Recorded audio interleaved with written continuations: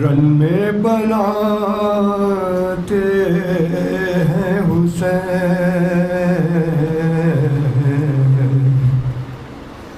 ایک ننھی سی لہد رن میں بناتے ہیں حسین،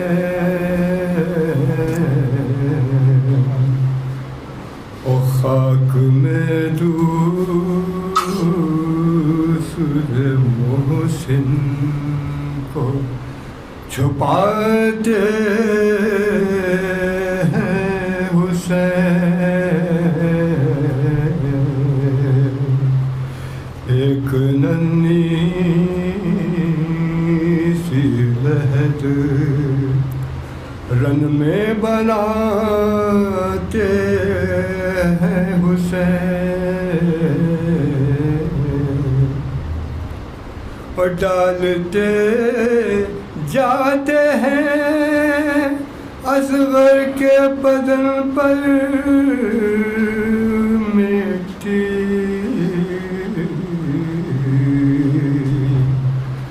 اور ڈالتے جاتے ہیں اصغر کے بدن پر مٹی، اور خیموں کی طرف دیکھتے جاتے ہیں حسین، اور خیموں کی طرف دیکھتے جاتے ہیں حسین، ایک ننھی سی لہد مرتے دم ننھے سے ہاتھوں نے جنہیں تھاما تھا،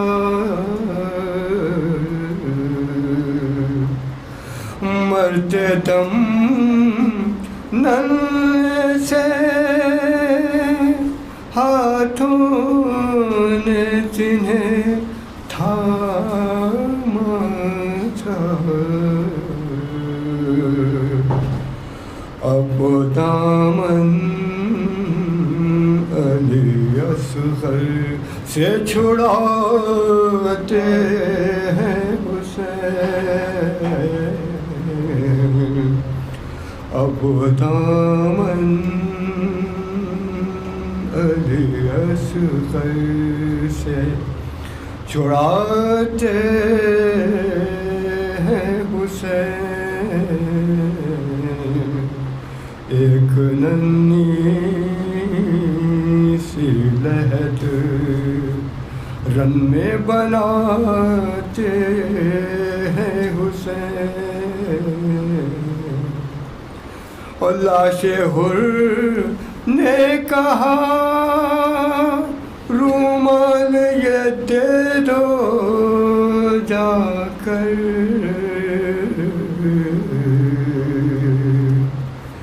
لاش حر نے کہا رومال یہ دے دو جا کر، زخم پہ شیر کا ہاتھوں سے چھپاتے ہیں حسین، زخم پہ شیر کا ہاتھوں سے چھپاتے ہیں حسین، ایک ننھی سی لہد رن میں بناتے ہیں حسین۔ اور ڈھونڈنے آئیں گے اس لاش کو نیزہ بردار، ڈھونڈنے آئیں گے اس لاش کو نیزہ بردار، چھپ کے بانوں سے یہ زینب کو بتاتے ہیں حسین، چھپ کے بانوں سے یہ زینب کو بتاتے ہیں حسین، ایک ننھی سی لہد رن میں بناتے ہیں حسین، اور کہا سغران کے مر کر تو ملے گی، ملوں گی شے سے، کہا سغران کے مر کر تو ملوں گی شے سے، مجھ کو معلوم ہے ہر قبر پہ آتے ہیں حسین، مجھ کو معلوم ہے ہر قبر پہ آتے ہیں حسین، ایک ننھی سی لہد رن میں بناتے ہیں حسین، اور لاش عباس پہ کہتی تھی یہ زہرا رو کر، لاش عباس پہ کہتی تھی یہ زہرا رو کر، اٹھو عباس تمہیں کب سے بلاتے ہیں حسین، اٹھو عباس تمہیں کب سے بلاتے ہیں حسین، ایک ننھی سی لہد رن میں بناتے ہیں حسین، اور کوئی زینب کو بلا لائے تکلم جا کر، کوئی زینب کو بلا لائے تکلم جا کر،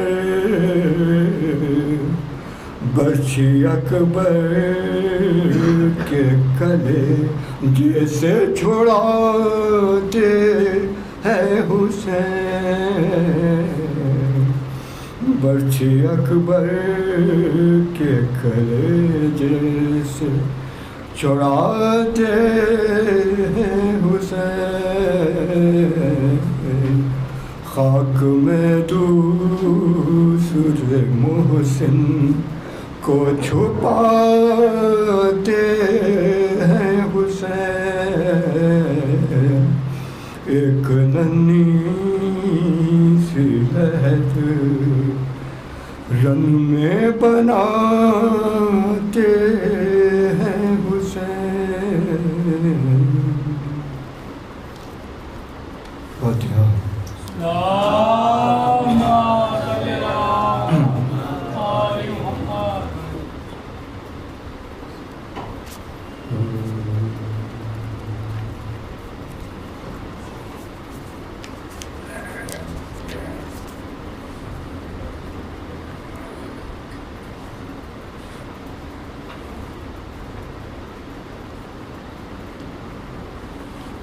جبرن میں حسین اصغر بے شیر کو لائے، جبرن میں حسین اصغر بے شیر کو لائے، اور لخت جگر بانوے دلگیر کو لائے، جلادوں میں اس صاحب توقیر کو لائے، ہاتھوں پہ دھرے چاند سی تصویر کو لائے، ہاتھوں پہ دھرے چاند سی تصویر کو لائے، اور غل پڑ گیا دیکھو شہ والا کے پسر کو، غل پڑ گیا دیکھو شہ والا کے پسر کو، اور خورشید نے ہاتھوں پہ اٹھایا ہے قمر کو، خورشید نے ہاتھوں پہ اٹھایا ہے قمر کو، خورشید نے ہاتھوں پہ اٹھایا ہے قمر کو، وہ ننھے سے کرتے کے تلے چاند سا سینہ، اور جسم میں نہ کدورت نہ حسد اور نہ کینہ، اور خوشبو میں بس عطر گلاب اس کا پسینہ، اور سینہ نہیں ایک در نجف کا ہے نگینہ، اب خون میں وہ ڈوب کے یاقوت بنے گا،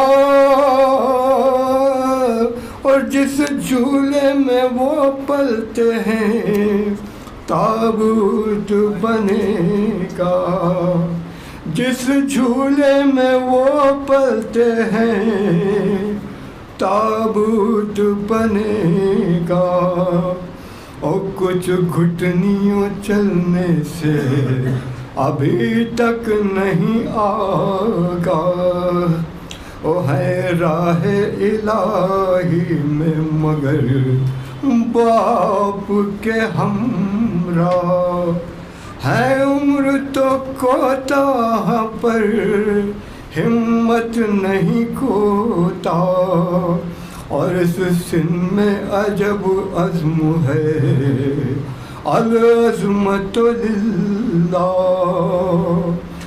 میدان میں مرنے کے لیے آئے ہیں گھر سے، اور پہلے یہی فردوس میں پہنچیں گے پدر سے، پہلے یہی فردوس میں پہنچیں گے پدر سے، اور لیکن تیری مادر پہ تیری پیاس ہے دشوار، اور دروازے پہ سر کھولے کھڑی ہے وہ دل افگار، اور میں نے بھی کیا ہے طلب آب کا اقرار، اور کرتا ہوں لعینوں سے تیری پیاس کا اظہار، پر وہ نہیں دینے کے میرے دل کو یقین ہے،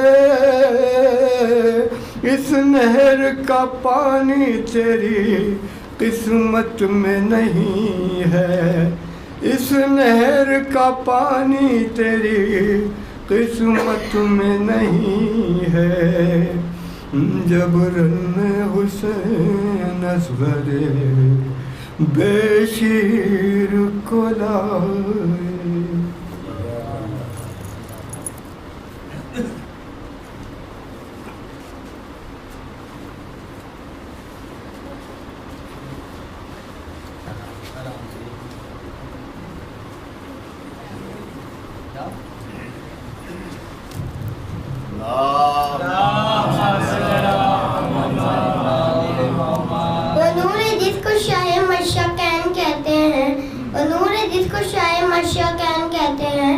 اسی کو نور خدا نور عین کہتے ہیں, اسی کو نور خدا نور عین کہتے ہیں. بکھر گیا تو وہی نور کائنات بنا, بکھر گیا تو وہی نور کائنات بنا. سمٹ گیا تو اسی کو حسین کہتے ہیں, سمٹ گیا تو اسی کو حسین کہتے ہیں.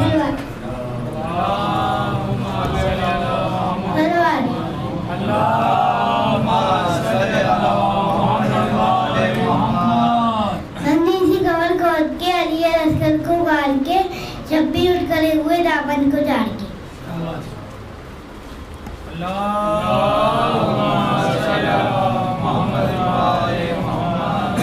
ایک بار پڑھ کے دیکھ لے تاریخ کربلا, ایک بار پڑھ کے دیکھ لے تاریخ کربلا.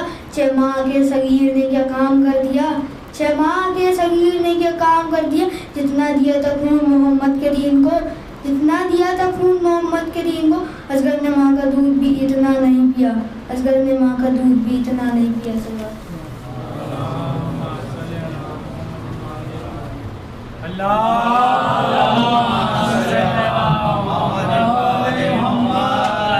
درد دل کا علاج کرتا ہے, عشق اس سے سماج کرتا ہے. کربلا میں کل وہ اکیلا تھا, آج ہر دل پہ راج کرتا ہے.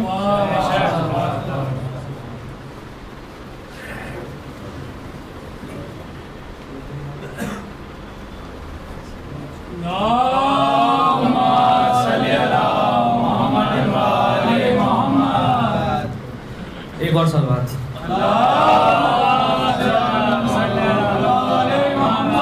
کہ دوزخ کو ہر طرح کا گنہگار چاہیے, دوزخ کو ہر طرح کا گنہگار چاہیے. جنت کو فقط شیخ آزادار چاہیے, جنت کو فقط شیخ آزادار چاہیے. اور کھلتی ہیں بند ہوتی ہیں اصغر کی مٹھیاں, کھلتی ہیں بند ہوتی ہیں اصغر کی مٹھیاں. کہ 6 ماہ کے علی کو بھی تلوار چاہیے, کہ 6 ماہ کے علی کو بھی تلوار چاہیے. سلوات.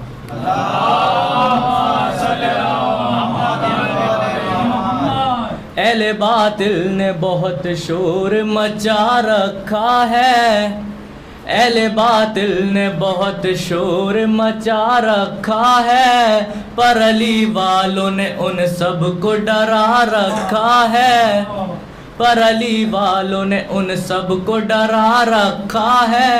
یہ خبر بن گئی اخبار کی سرخی ذیشان, یہ خبر بن گئی اخبار کی سرخی ذیشان. تنہا نصر اللہ نے داعش کو ڈرا رکھا ہے, تنہا نصر اللہ نے داعش کو ڈرا رکھا ہے.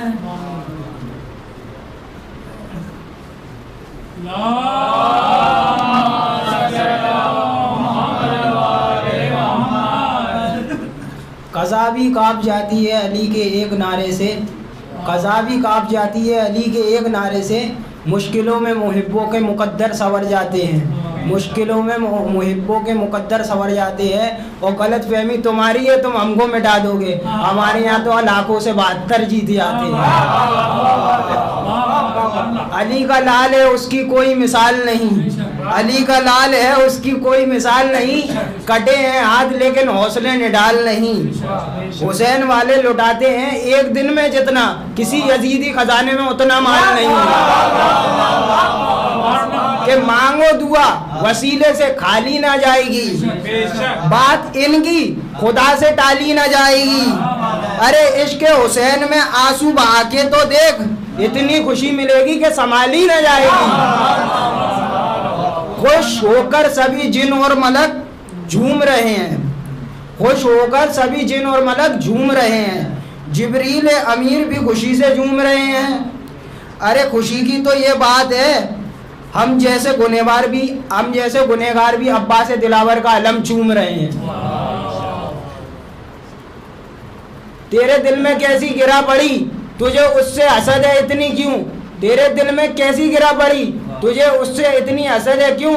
جو نبی کی آنکھ کا نور ہے، جو علی کی روح کا چین ہے، جو نبی کی آنکھ کا نور ہے، جو علی کی روح کا چین ہے، ذرا دیکھ، کبھی دیکھ اپنے ضمیر سے، کبھی پوچھ اپنے ضمیر سے، کبھی دیکھ اپنے خمیر میں، ذرا پوچھ اپنے ضمیر میں، وہ جو مٹ گیا وہ یزید تھا، جو نہ مٹ سکا وہ حسین ہے۔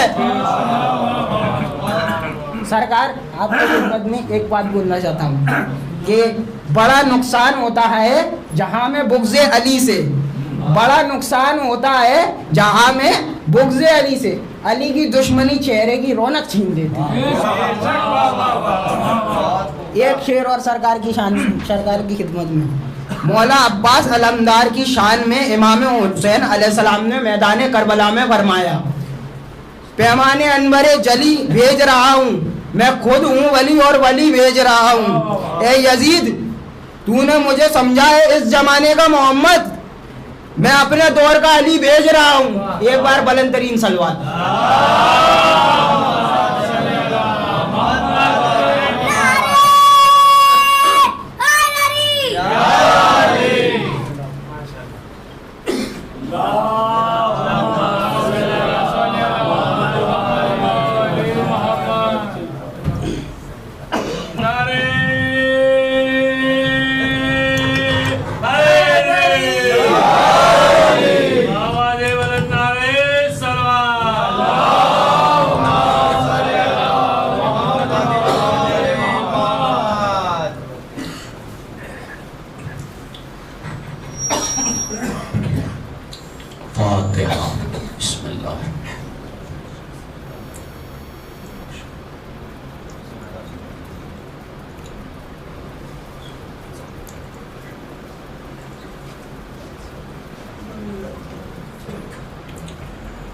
لا حول ولا قوة إلا بالله العلي العظيم۔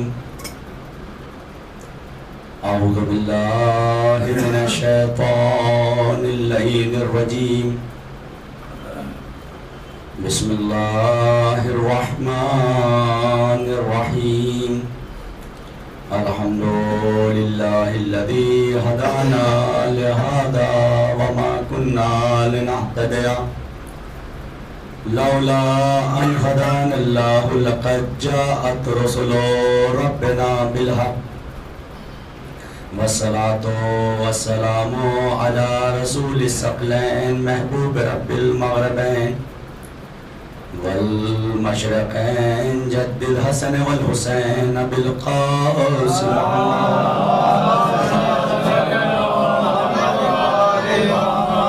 وعلى آل بيته الطيبين الطاهرين المعصومين ولعنة الله على أعدائهم أجمعين من الآن هذا إلى قيام يوم الدين۔ أما بعد، قد قال امام حسین علیہ السلام، انما خرجت لطلب اصلاح فی امت جدی اريد ان امر بالمعروف وانهى عن المنکر۔ صلوات پڑھ دیجیے۔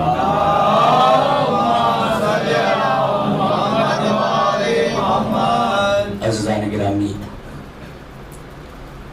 امام کے فرمان گرامی کے ذیل میں میری گفتگو چل رہی ہے،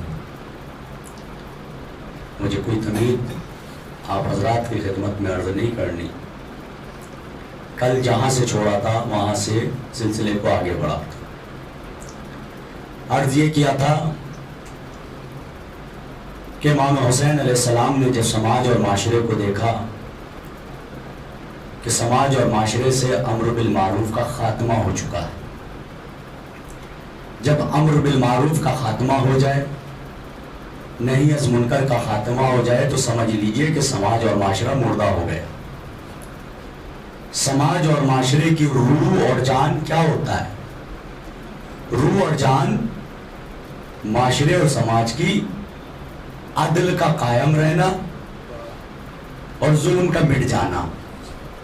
اگر کسی سماج میں عدالت باقی ہے اگر سچائی باقی ہے، اگر حق پسند انسان ہیں، حق کو حق کہنے والے، باطل کو باطل کہنے والے، نہ گھبرانے والے، شجاع اور بہادر، غور فرمائیے گا کہ اگر سماج اور معاشرے میں حق کہنے میں بہادری سے کام لیتے ہیں تو سمجھ لیجئے کہ سماج اور معاشرہ زندہ ہے. اور اگر کسی کے یہاں جرت نہیں پائی جاتی، اگر کسی کے یہاں ہمت نہیں پائی جاتی کہ وہ حق کو کہہ سکے تو سمجھ لیجئے کہ وہ معاشرہ مردہ ہے.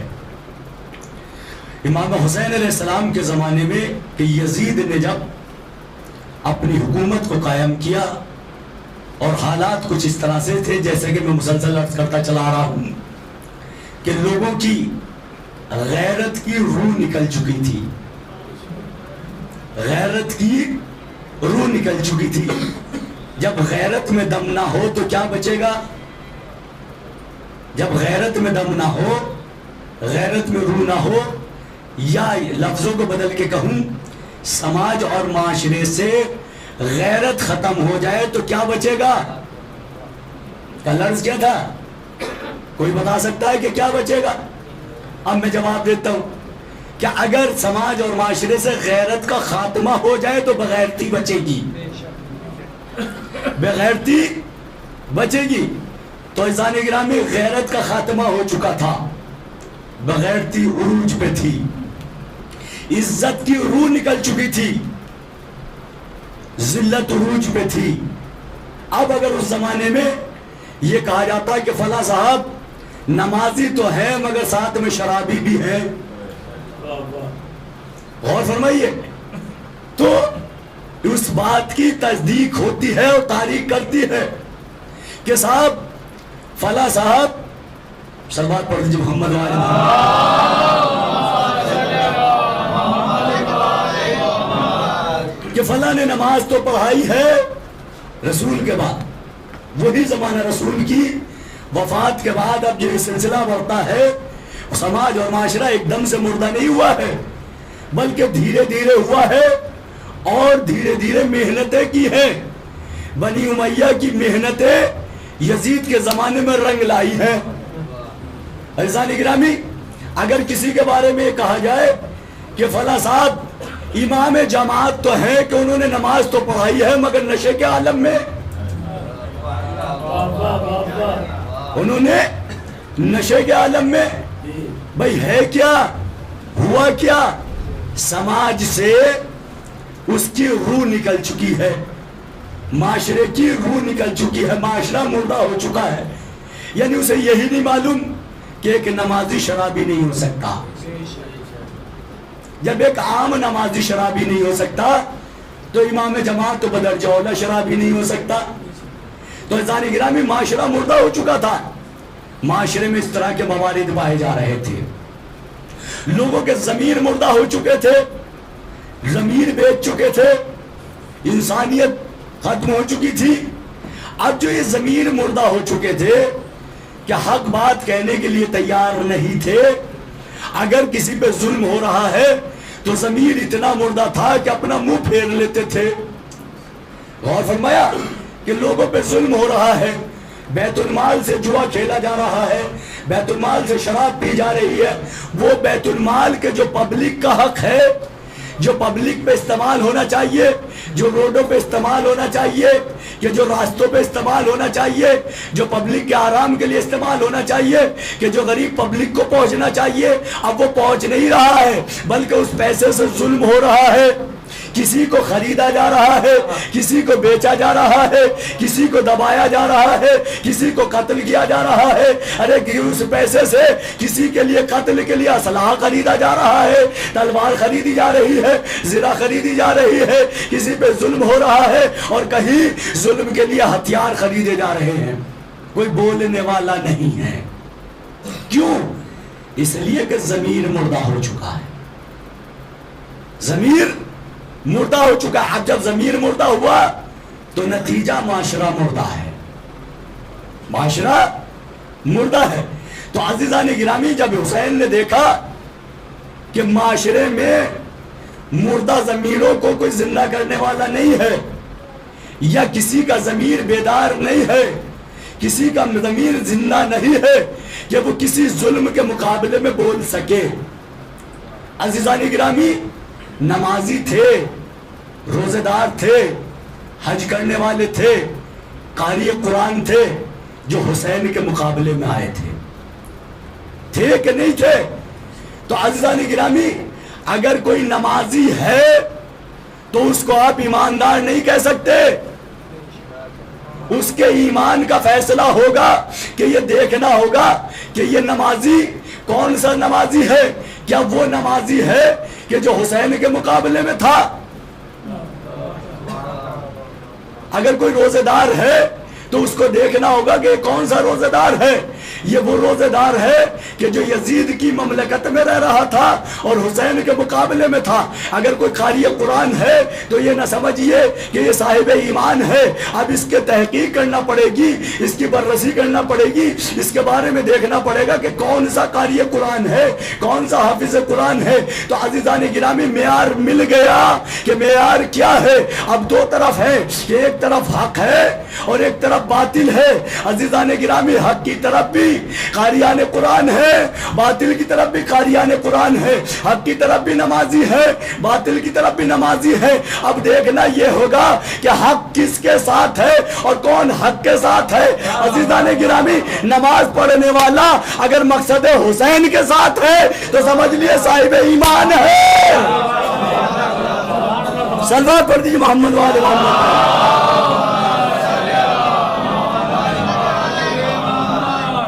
اگر مقصد حسین کے یہاں حق اور باطل کا فیصلہ ہوتا ہے، بہت باریک مرحلہ ہے حق اور باطل میں فیصلے کا۔ بعض موقعوں پہ ہوتا یہ ہے کہ لوگ فیصلہ کر بیٹھتے ہیں مگر وہ فیصلہ ان کا غلط اور اشتباہ ہوتا ہے۔ دین کے نام پہ ظاہراً فیصلہ کیا جاتا ہے، در حقیقت وہ غلط ہوتا ہے۔ تو عزیزان گرامی، جو در نمازی تھے مگر حق پہ نہیں تھے، باطل پہ تھے۔ کیوں؟ ظاہراً نمازی تو تھے، حافظ قرآن تو تھے، قاری قرآن تو تھے، اور کیسے کیسے تھے آپ کی خدمت میں عرض کروں۔ ایسے ایسے نمازی اور ایسے ایسے حاجی کہ جنہوں نے اپنی زندگی میں 32 سے زیادہ حج انجام دیے۔ کتنے؟ 32 سے زیادہ حج انجام دیے۔ اب کس طرح سے دیے؟ جس میں 15 حج وہ ہے کہ جو سواری کے ذریعے سے انجام دیے، اور ما بقیہ پیدل حج انجام دیے۔ اب وہ کردار میں آپ کے سامنے لاؤں گا۔ یہ مردہ معاشرہ کہ جس میں نمازی ہے، حاجی ہے، قاری قرآن ہے، کون ہے؟ عزیز و شمر حاجی بھی ہے کہ اس نے 32 حج انجام دیے، جس میں 16 حج پیدل اور بقیہ سواری سے۔ کتنا بڑا نمازی، کتنا بڑا عابد ہے۔ یہ حافظ قرآن بھی تھا، قاری قرآن بھی تھا، نماز اس کی چھوٹتی نہیں تھی، روزہ اس کا چھوٹتا نہیں تھا۔ حافظ قرآن ہونے کے بعد، قاری قرآن ہونے کے بعد، اتنا بڑا حاجی ہونے کے بعد کہ جس نے اللہ کے حکم کی تعمیل میں اللہ کے خانے، اللہ کے گھر کے طواف کے لیے وہ پیدل گیا ہو۔ ہر انسان پیدل نہیں جا سکتا، پیدل گیا ہو۔ وہ اتنا بڑا حاجی کہ جو پیدل گیا ہو۔ تو عزیزان گرامی، اتنا بڑا حاجی، اتنا بڑا نمازی، قاری قرآن، حافظ قرآن کہ جس کی زبان پہ تلاوت قرآن رہتی ہو،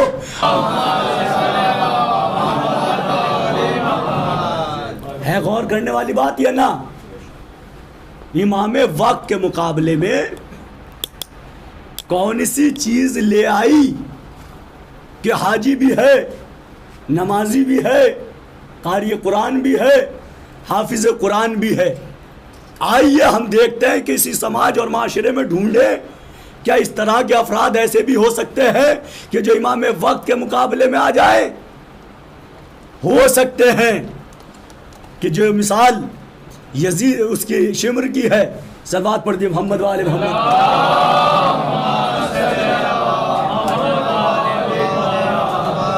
اس سے بہتر صلوات پڑھ دے محمد والے محمد.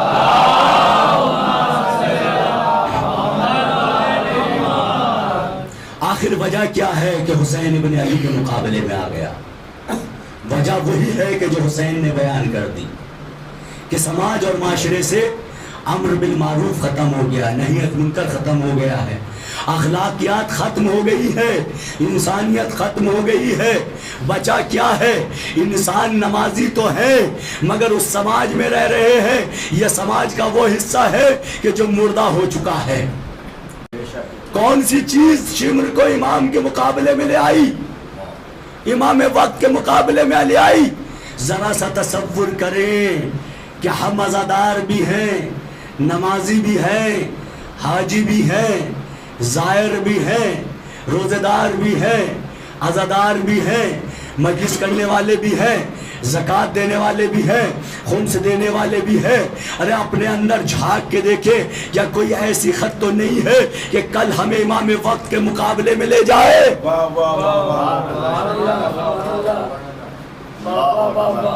اس دھوکے میں نہ رہیے گا کہ یہ نمازی امام وقت کے مقابلے میں نہیں جا سکتا، یہ روزہ دار امام وقت کے مقابلے میں نہیں جا سکتا، یہ قاری امام وقت کے مقابلے میں نہیں جا سکتا، مجھ جیسا طالب علم عالم امام وقت کے مقابلے میں نہیں جا سکتا. جا سکتا ہے کہ وہ قاری بھی تھا، حافظ بھی تھا، نمازی بھی تھا، حاجی بھی تھا. اس کی عبادت پہ نہ جائیے بلکہ اس کی خصلت رذیلہ کو ڈھونڈیے کہ کون سی خصلت رذیلہ اسے امام کے مقابلے میں لے گئی ہے. صلوات پڑھ دیجیے محمد والے محمد.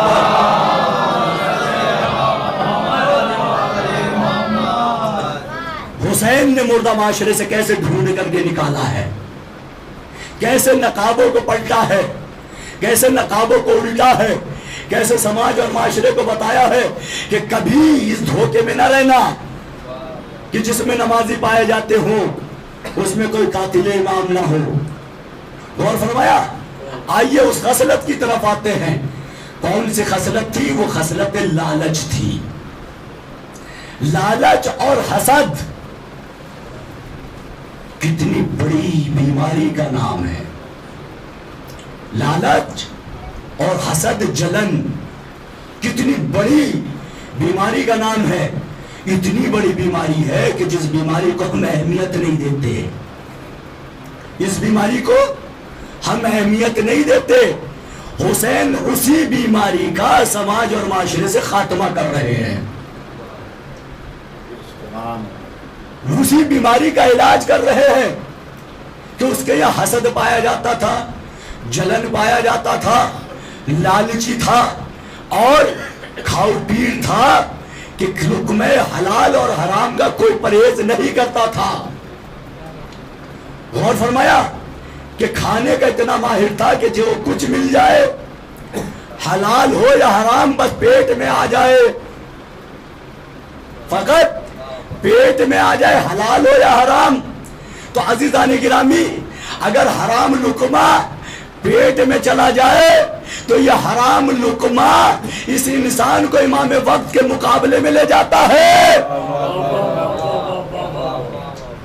امام وقت کے مقابلے میں لے جاتا ہے. یہ حرام لقمہ اتنا طاقتور ہوتا ہے، نہ اس کا حج روک پاتا ہے اس کو امام کے مقابلے میں لے جانے سے، نہ اس کی نمازیں روک پاتی ہیں، نہ اس کی عبادتیں روک پاتی ہیں. کہ اسی شمر کے یہاں ایک بیماری حلال اور حرام کی ناپرہیزی تھی. آ جائے بس پیٹ میں چلا جائے، اتنا کھانے والا تھا. دوسری اس کو لالچ، یہی لالچ کہ میں یہاں کی حکومت لے لوں، یہاں کی دولت لے لوں. یعنی لالچ ایک بہت بڑی بیماری ہے جو سماج اور معاشرے میں پائی جا رہی تھی. اسی لیے تو حسین کے مقابلے میں لوگ آئے تھے. حسین اسی لیے سماج اور معاشرے سے ان بیماریوں کو ختم کر رہے تھے کہ جو لوگ اللہ کے مقابلے میں اس بیماریوں کے سبب میں جا رہے تھے. میں رسول نے یہی کہا تھا نا کہ جس نے حسین کو اذیت دی اس نے مجھے اذیت دی، اور جس نے مجھے اذیت دی اس نے اللہ کو اذیت دی. تو عزیزو انصاف سے بتائیے حسین کے مقابلے میں آنے والا کیا حسین کے مقابلے میں آنے والا ہے یا اللہ کے مقابلے میں؟ صلوات پڑھ دیجیے محمد والے محمد پر.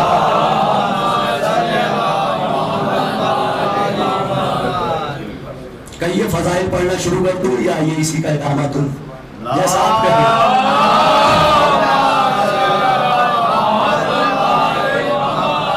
میں یہ بیان کر رہا ہوں امام نے قیام کیوں کیا تھا, کس طرح کے حالات تھے, کون سی بیماریاں تھیں کہ جن بیماریوں کا علاج کرنے گئے تھے.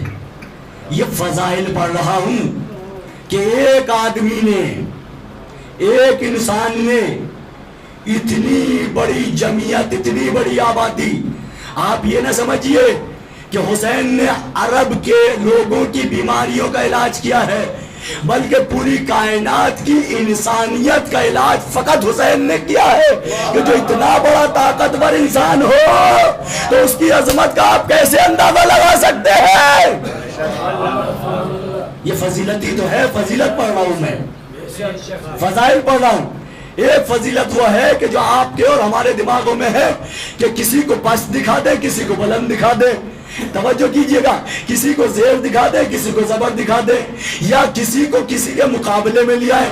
عزیزو یاد رکھیے کہ جو امام معصوم کو یا نبی کو اس کے مقابلے میں لا کر کے دکھاتے ہیں کہ جس کی کوئی حیثیت ہی نہیں ہوتی,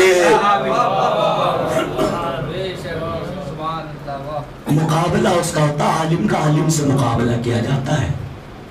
ایک ڈاکٹر کا ڈاکٹر سے تقابل کیا جاتا ہے. ڈاکٹر کا جاہل سے تقابل نہیں ہوتا ہے, جاہل سے مقابلہ نہیں ہو سکتا ہوتا ہے, جاہل سے اس کا کمپٹیشن نہیں ہوتا ہے, عالم کا عالم سے ہوتا ہے. اگر تو معصوم کی بات کریں تو سمجھ میں آتی ہے.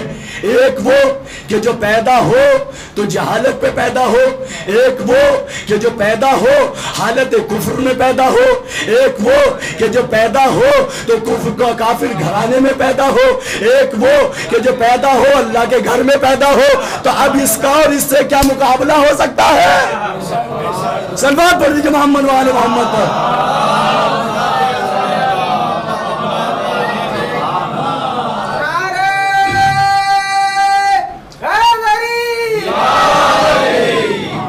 فضائل پڑھ رہا ہوں کربلا سے.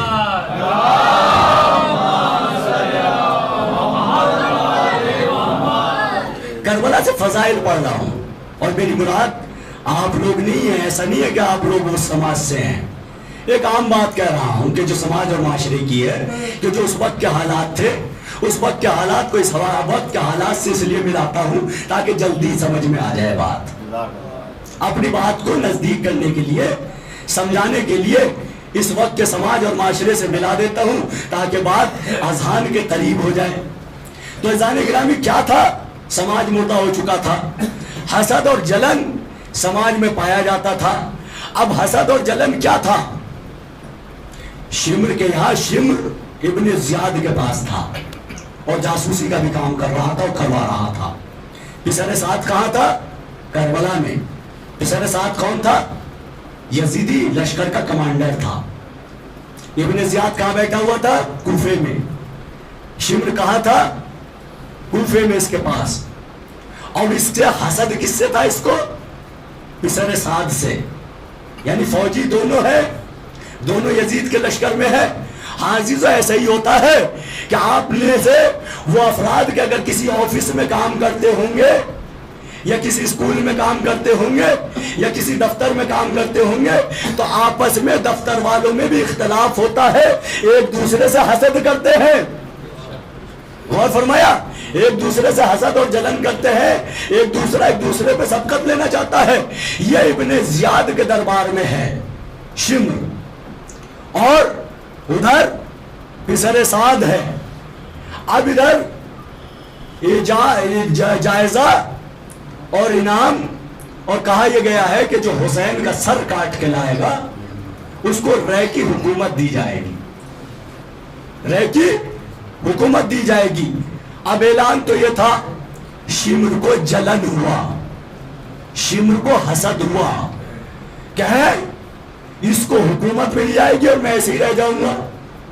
حسد اسی کو تو کہتے ہیں نا, آپ کے پاس گاڑی ہے، میرے پاس گاڑی نہیں، اب میں جلنے لگوں آپ سے.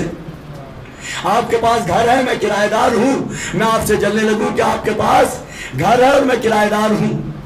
آپ کے پاس دوسری اشیاء ہے، اچھا لباس ہے، میرے پاس نہیں ہے، میں آپ سے جلنے لگوں. یا کوئی یہ کہے مجمع سے اٹھ کر کے کہ صاحب کہ جو بھی زیارت وارثہ کی تلاوت کرے گا کہ ہم اسے یہ انعام دیں گے، کربلا کی زیارت کا ٹکٹ دیں گے.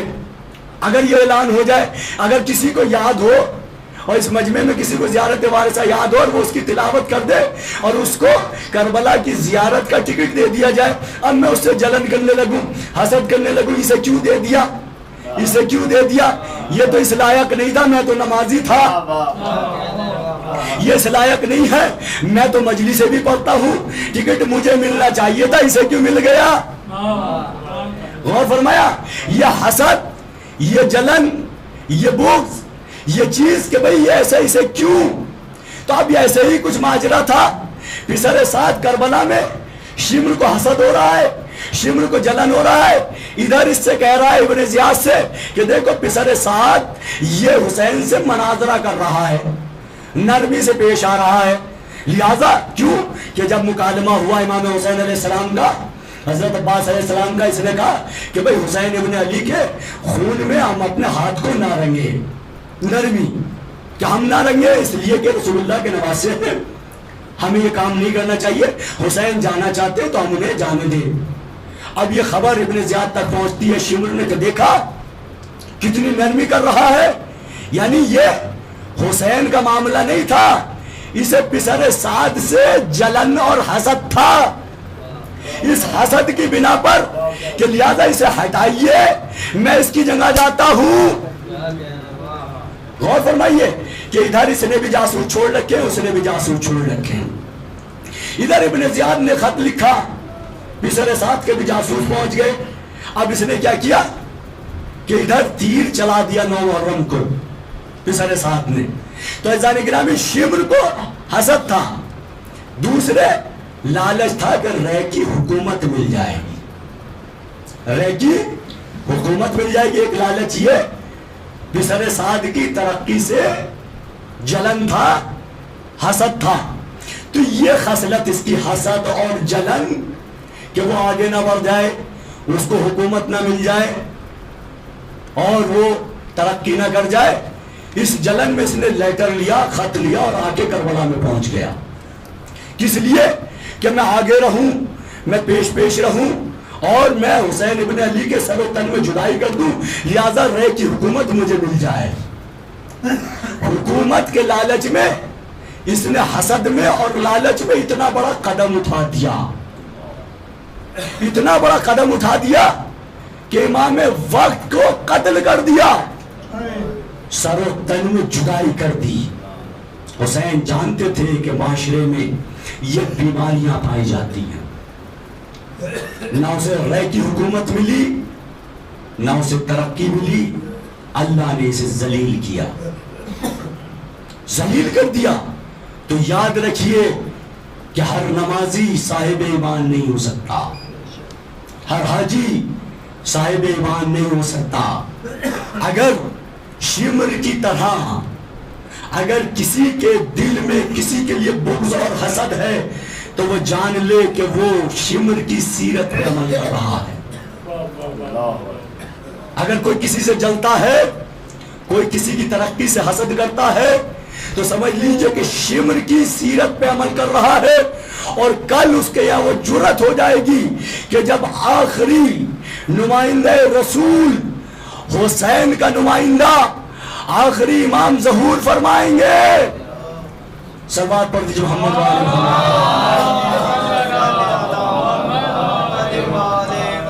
تو کہیں اس کا وہ حسد امام کے مقابلے میں نہ لے آئے. امام جب آئیں گے تو حکومت کریں گے نہیں کریں گے؟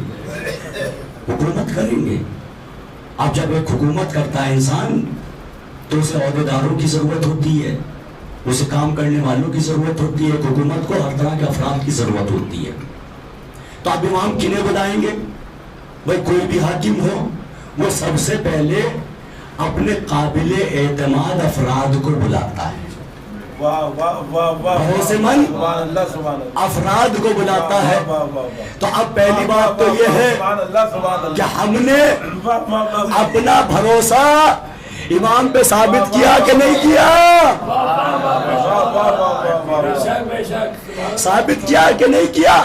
اب امام کربلا کے واقعات کو دیکھیں گے، پھر جنہیں چاہیں گے ان کو جھانک کر کے دیکھیں گے. اگر کسی کے یہاں حسد پایا جاتا ہے تو ہرگز امام اپنے ساتھ نہیں لیں گے، اس لیے کہ آپ جانتے ہیں کہ حسین کا قاتل جو تھا وہ حاسد تھا. صلوات پڑھ دیجئے محمد والے محمد پر.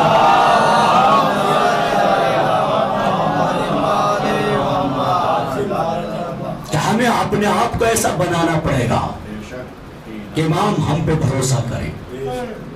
تو عزیزان گرامی، سماج اور معاشرے میں اسی طرح کے حالات تھے.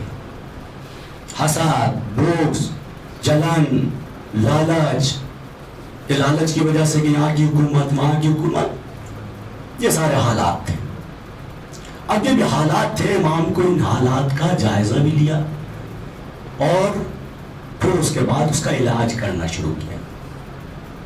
ظاہراً تو یہ کہ علاج نہیں ہوا. علماء خطبہ ممبر پہ آنے کے بعد کہہ دیتے کہ صاحب حق اور باطل کی جنگ تھی.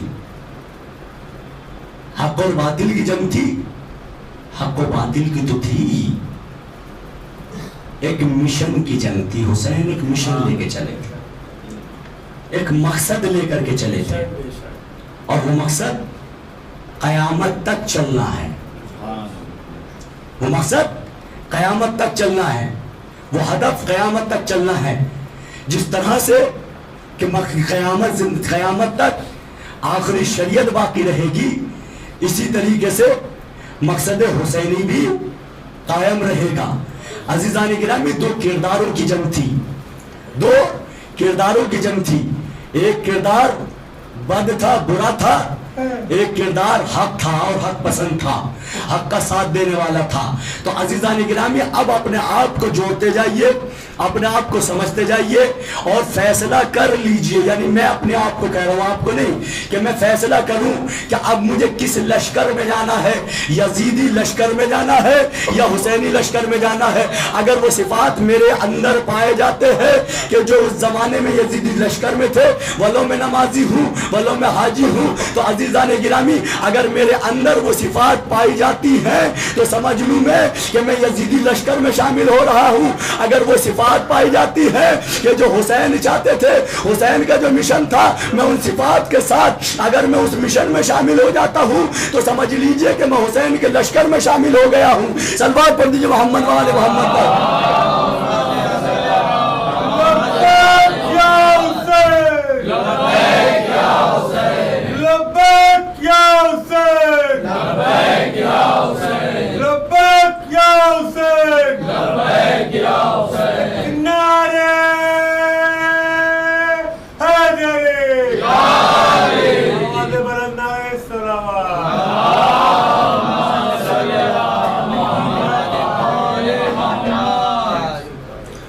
حسین نے جو سماج اور معاشرے کا علاج کیا ہے وہ یوں ہی نہیں کیا.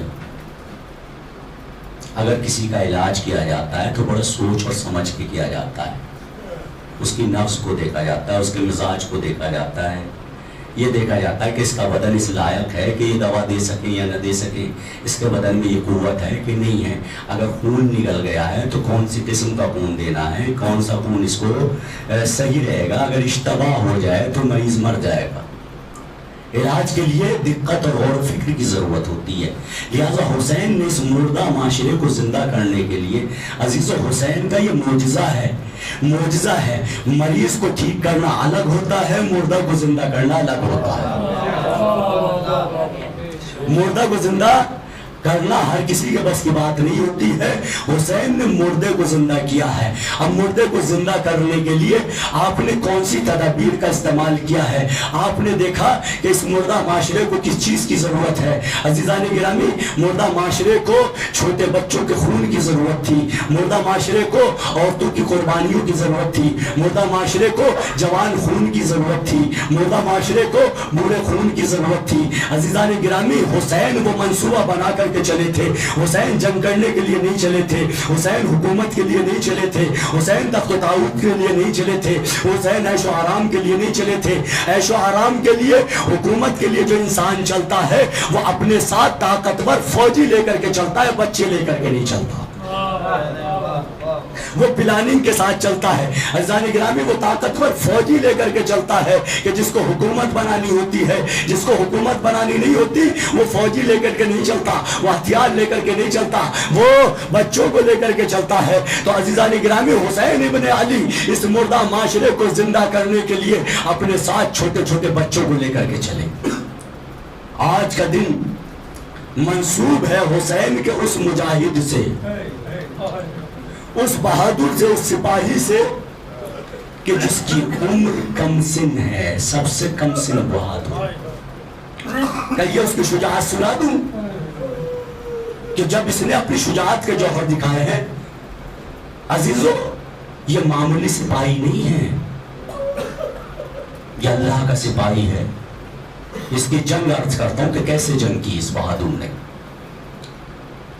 جنگ کرنے والے جو حسین کے بہادر تھے, بوڑھے بھی تھے, بچے بھی تھے. اس کی جنگ یہ جب مقتل میں آتا ہے, بہت سے شہداء آئے, اصحاب آئے, انصار آئے, مگر مقتل یہ نہیں کہتا کہ کسی سپاہی نے فوج آدھا کو رلا دیا.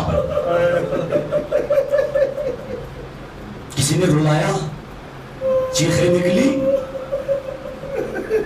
چہرے پھیر لیے, گھبرا گئے, دم نکال دیا. نہیں, یہ ایک ننھا منہ مجاہد ہے کہ جب وہ میدان میں آتا ہے تو عزیزو فوج اشکے منہ پھیر کے رونے لگتی ہے. کیسا وار کیا ہے اس نے, اس کا وار. اب اس کو لوگ فکر کرتے رہے, غور کرتے رہے. یہ غور کرنے کے لیے کافی ہے اس چھوٹے سے سپاہی کا, چھوٹے سے مجاہد کا, کہ فوج آدھا ارے دشمن منہ پھیر کے رونے لگے ہیں. ہاں عزیزو, ارے آپ یہ سمجھتے کہ 6 مہینے کا تھا. عزیزو 6 مہینے کا تھا مگر طاقت نہیں تھی. اس کی ماں کا دودھ خشک ہو چکا تھا, خیام حسینی میں پانی ختم ہو چکا تھا, یہ بچہ بھوکا اور پیاسا تھا. عزیزو, وہ مائیں کہ جن تک میری آواز جا رہی ہے وہ بہتر جان سکتی ہے کہ اگر ماں ایک وقت کھانا نہ کھائے تو اس کے بچے کے لیے دودھ نہ کافی ہو جاتا ہے, کہ ماں کے یہاں دودھ نہیں اترتا ہے. اگر ماں 2 ٹائم کھانا نہ کھائے تو دودھ اور خشک ہو جاتا ہے. لہذا ڈاکٹر ماں سے یہ کہتے ہیں کہ تمہیں زیادہ تر کھانا پینا پڑے گا تاکہ تمہارے بچے کا پیٹ بھر جائے. شریعت یہ کہتی ہے ماہ مبارک رمضان میں کہ اگر کوئی بچہ ایسا ہے کہ جو اپنی ماں کا دودھ پیتا ہے اور اس کی ماں روزہ رکھے, روزہ رکھنے کی وجہ سے بچہ بھوکا رہ جائے, تو شریعت یہ کہتی ہے کہ اس پہ اس وقت روزہ واجب نہیں ہے, بلکہ اپنے شیر خار کے لیے کھائے پیے اور اس کا پیٹ بھرے. عزیزو, کربلا میں کچھ ایسے ہی تھا کہ رباب 3 دن کی بھوک پیاسی, دودھ خشک ہو چکا ہے, اب پانی بھی نہیں ہے کہ دودھ تو خشک ہو چکا, بچے کو پانی پلا دے. آزادارو, بچہ بھوکا بھی ہے, پیاسا بھی ہے. وہ وقت آتا ہے آزادارو کہ حسین ارے اپنے شیعوں کو یاد کرتے ہیں. 2 مقام پہ یاد کیا ہے. آزادارو, مقتل کے جملے 2 مقام بیان کرتا ہوں. ایک مرتبہ حسین کہتے ہیں اے میرے شیعوں, جب ٹھنڈا پانی پینا تو میری پیاس کو یاد کر لینا. آزادارو, ایک یہ موقع کہ آپ کو حسین نے یاد کیا ہے. اللہ آپ کی آوازوں پہ رحمتوں کو نازل کرے. ارے آپ کو رباب کو پرزہ دینا ہے.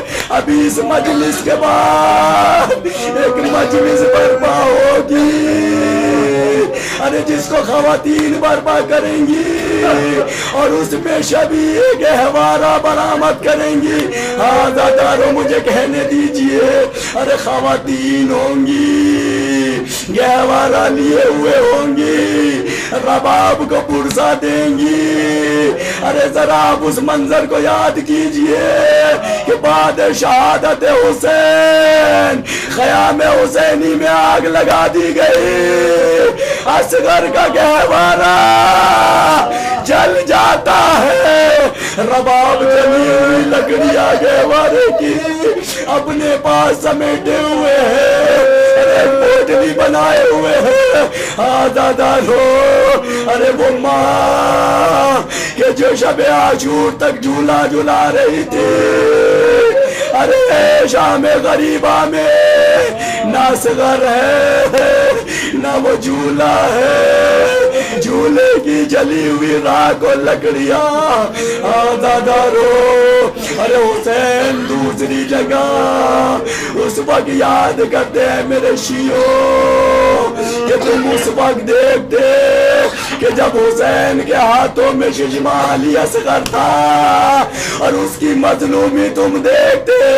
हाँ दादारो, आपकी आवाज़ें बुलंद हो गई, आपने उलमा से सुना है, ज़ाकिरीन से सुना है। मेरा दिल चाहता है 2-4 मिनट ज्यादा मसाइब पढ़ूं, बाबुल हवाइज के मसाइब पढ़ना है। आपके दिलों में जो मुरादे हैं बाबुल हवाइज के सामने रख दीजिए, असगर के सामने रख दीजिए। अज़ादारो, ये बाबुल हवाइज है, अगर कोई दुआ करता है तो अल्लाह दुआ कबूल करता है। मेरा दिल कहता है कि शब आशूर, अरे जब माएँ अपने बच्चों को समझा रही होंगी या माओ के दिलों में तमन्ना होगी, आजीज हो, अरे माएँ जब अपने बच्चों को झुलाती है, खिलाती है, तो उनके लिए दुआएं करती है कि मेरा बच्चा बहादुर बने, मेरा बच्चा ये बने, मेरा बच्चा वो बने। शायद रबाब ने दुआ की होगी, ऐ मेरे बेटा, ऐ मेरे अल्लाह, मैं अपने असगर को अब्बास बनाना चाहती हूँ। शायद दुआ कबूल हुई, बाबुल हवाइज असगर के सामने आप आ गए हैं। आज़ादारो, अरे वो असगर कि जिसकी माँ का दूध खुश्क हो गया था। आज़ादारो, अरे बाबुल हवाइज की बारगाह है। आज़ादारो, अल्लाह आपकी आवाज़ों पर रहमत नाजिल करे। आज़ादारो, जब वो वक्त आता है कि हुसैनिया को तन्हा रह जाते हैं, मक्तल में आवाते हैं, आवाज़ इस्तिग़ासा बुलंद करते हैं, हल मिन नासिरिन यग़ीम, हल मिन नासिरिन, है कोई मेरी मदद करने वाला, है कोई मेरा सहारा देने वाला। आलम गुर्बत में हुसैनिया को तन्हा है। आज़ीज़ो, अरे हुसैन जब तन्हा होंगे मक्तल में खड़े हुए, एक तरफ हबीब का जनाजा होगा, दूसरी तरफ औन मोहम्मद के जनाजे होंगे, कहीं नहर फुरात पे अब्बास का जनाजा। आज़ादारो, तन्हाई का आलम, आवाज दे रहते हैं कोई मेरी मदद करने वाला। आज़ादारो, एक मरतबा एक जुमला जबान से निकलता है हुसैन की, है कोई अहले हरम की चादर की हिफाजत करने वाला। अब जैसे जुमला जबान से निकला, ख़याम से ख़वातीन के रोने की आवाज आई। हुसैन ने मुड़ के देखा, बहन ज़ैनब अभी तो हुसैन जिंदा है, अरे रोने का क्या सबब है? ज़ैनब ने कहा, भैया असगर ने अपने को झूले से गिरा लिया। हुसैन खेमे के नजदीक है। ज़ैनब, लाओ असगर को मेरे हवाले कर दो। रबाब से कहा, रबाब उधर चले जाओ। हाथ हदारो, एक माँ थी, माँ के सामने हुसैन ने पसंद नहीं किया कि इस अमल को अंजाम दे। एक सफेद कपड़े को निकाला, जमीन पे रखा, फैलाने के बाद असगर को उस पे लिटाया और इस तरह से लपेटा कि जैसे एक छोटा सा जनाजा लपेटा जाता है। हुसैन ने असगर को उठाया, अबा के दामन को ढापा, मक्तल की तरफ बढ़े। असगर की हालत क्या है? بیان کر دوں، آہستہ آہستہ بیان کرتا ہوں. ذرا تصور کیجئے عزیزوں، مقتل کے جملے ہیں کہ اصغر اتنے کمزور ہو چکے ہیں، اتنے ضعیف ہو چکے ہیں کہ ہاتھ نہیں ہلا سکتے، پیر نہیں ہلا سکتے. عزیزوں کیوں نہیں ہلا سکتے؟ لفظ عربی میں یتلذہ استعمال ہوا ہے کہ وہ اصغر کی حالت یتلذہ کی تھی، یعنی وہ یتلذہ کہ نہ ہل سکتا ہے اور نہ ہاتھ ہلا سکتا ہے. لذہ اس حالت کو کہتے ہیں عزیزوں کہ جب مچھلی کو پانی سے نکالا جاتا ہے تو مچھلی میں طاقت ہوتی ہے، بہت تیز تڑپتی ہے، اچھلتی ہے، ایک جگہ سے دوسری جگہ چلی جاتی ہے، مگر کچھ دیر کے بعد مچھلی میں قوت کم ہو جاتی ہے، اب وہ اچھل نہیں پاتی، ایک جگہ رہ کے ہلتی رہتی ہے. عزیزوں اس حالت کو بھی یتلذہ نہیں کہتے. جب اور وقت گزرتا ہے مچھلی تھوڑی سی حرکت کرتی ہے، اب اس کے بعد وہ بھی طاقت نہیں رہتی، اب مچھلی کا آخری وقت ہوتا ہے. ارے جب دم نکلنے لگتا ہے تو مچھلی کی حالت ہوتی ہے کبھی منہ کو کھولتی ہے کبھی بند کرتی ہے. اس حالت کو یتلذہ کہتے ہیں. اصغر کی بھی حالت کچھ اسی طرح تھی. یتلذہ کی حالت میں تھے، کبھی منہ کو بند کرتے تھے کبھی کھولتے تھے. حسین اشکیا کے سامنے جاتے ہیں، اپنی حجت کو تمام کرتے ہیں. اے ظالمو، ارے تمہاری نگاہ میں اگر میں خطاوار ہوں تو اس بچے کی تو کوئی خطا نہیں ہے. اے ظالمو، ارے دوسرے شہید آئے، انہوں نے تلوار کو سنبھالا، انہوں نے نیزے کو سنبھالا، اس کے ہاتھ میں تو کوئی نیزہ نہیں ہے، اس کے ہاتھ میں تو کوئی تلوار نہیں ہے، اس کی ماں کا دودھ خشک ہو گیا ہے، اسے گھونٹ پانی پلا دو. آزادارو، فوج اشکیا سے نفی کا جواب آتا ہے. اب حسین کہتے بیٹا اصغر، تم حجت خدا کے بیٹے ہو، اپنی حجت کو ان پہ تمام کر دو. عزیزو، حسین کہتے اگر تم یہ سمجھتے ہو کہ میں اصغر کے بہانے سے پانی پی لوں گا، بچے کے بہانے سے پانی پی لوں گا، ارے بچے کو میں لٹا دیتا ہوں، تم آؤ اسے پانی پلا دو. عزیزو، ارے آپ جانتے کہ کربلا کی کتنی تپتی ہوئی زمین تھی. ارے تاریخ بتاتی ہے، مقتل کے جملے ہیں کہ اتنی زیادہ گرمی تھی، ارے ریتیلا میدان عرب کے وہ گرمی مشہور ہے. آزادارو، کیا اگر اس ریت پر چنوں کو ڈالا جائے تو بھن جائے. اتنی گرم زمین پہ حسین نے اصغر کو لٹا دیا. آزادارو، کوئی جواب نہیں ملتا. حسین نے اٹھا لیا، کہا بیٹا تم حجت تمام کرو. اب اصغر نے پپڑی آئے ہوئے ہونٹوں پر خشک زبان کو پھیرنا شروع کیا. فوجیں منہ پھیر کے رونے لگی. ارے مولا نے تیر کو کمان میں جوڑا. کون سا تیر؟ کہ وہ تیر کے جو عرب انسانوں کے لیے استعمال نہیں کرتے بلکہ جانوروں کے لیے استعمال کرتے ہیں. اور مولا نے تیر کو سنبھالا. عزیزوں، تیروں کی قسمیں ہوتی ہیں.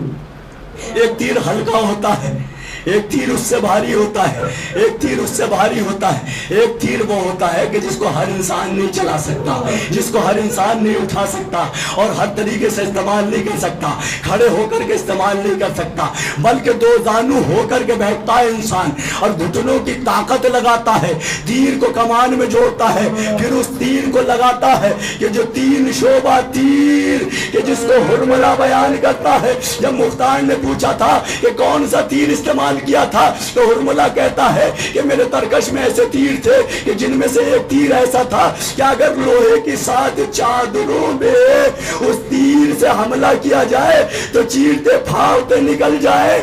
اب آپ نے اندازہ کیا کہ کون سا تیر اصغر کے لیے استعمال ہوا. حرملہ نے تیر کو کمان میں جوڑا، اصغر کے گلے کا نشانہ لیا، تیر گلے پہ لگا. اصغر کا گلا اس کان سے اس کان تک چھد گیا. بچہ مسکرا دیا. حسین کے بازو میں تیر بے وقت ہو گیا.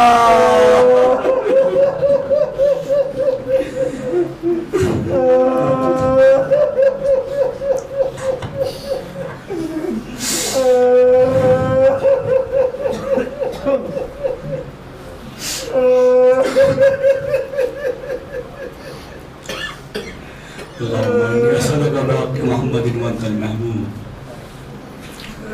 وبحق علي وانت الأعلى وبحق فاطمة وانت فاطر السماوات والأرض وبحق الحسن وانت المحسن وبحق الحسين وانت قديم الإحسان وبحق أئمة التسعة الطاهرين من ذرية الحسين علیہ السلام.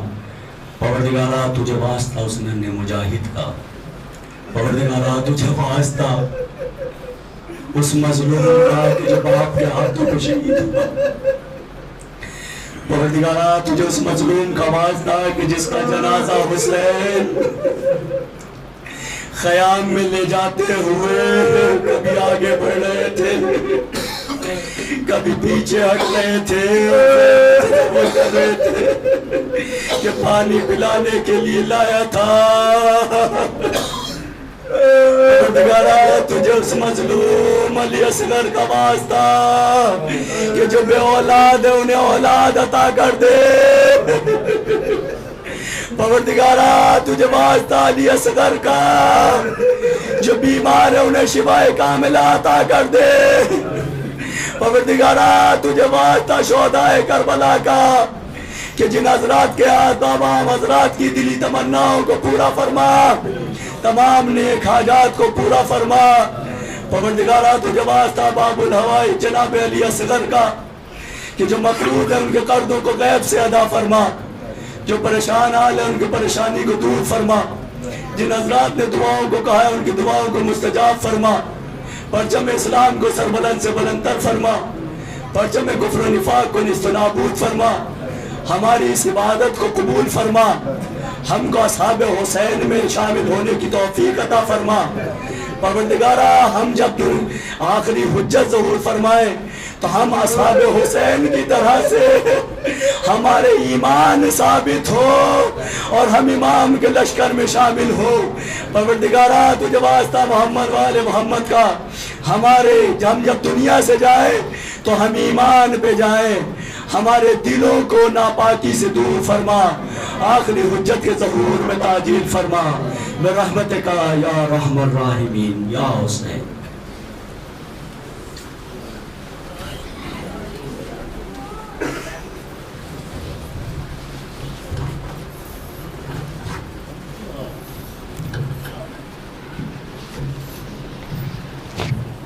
یا حسین یا حسین یا حسین یا حسین یا حسین.